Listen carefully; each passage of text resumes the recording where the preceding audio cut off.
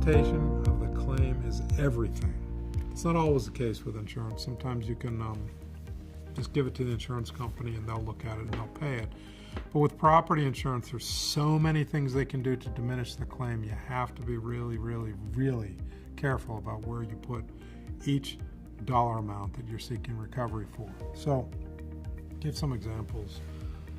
When you pull out the policy, you notice that it covers a whole bunch of different things.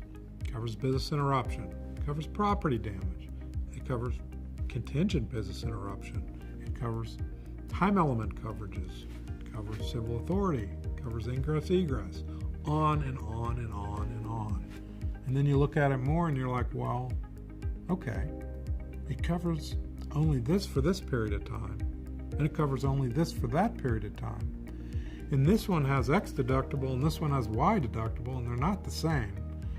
So when you look at it, you're like, and then you're like, okay, so the numbers don't mesh up and we don't know where to put them, but in addition, some of these coverages are overlapping. We have a choice. We can put it under sue and labor, we can put it under ingress egress, we can put it under preventive measures, but we have to decide where to put it based on that policy language. So all I'm saying is there's a bunch of buckets. Each of those buckets has different financial parameters.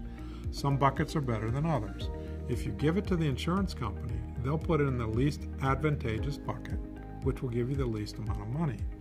If you put it in the correct buckets and explain this piece is covered under contingent business interruption, but this piece is covered under ingress egress, and you've backed it up with a proper law saying that ingress egress, for example, doesn't require all these other things that this other clause may, you will get more money, and it will be significantly more. So my point is, put everything in the right buckets, understand what the different coverages are, and make sure when you present the claim that you're doing it the most advantageous way.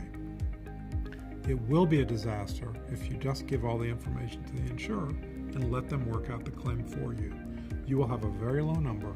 That number will not dovetail with the losses that you've internally documented for the company, and they will have reason after reason after reason to explain to you and tell you with a jargon of words that you're likely not going to understand or even have a reason to understand why they're right.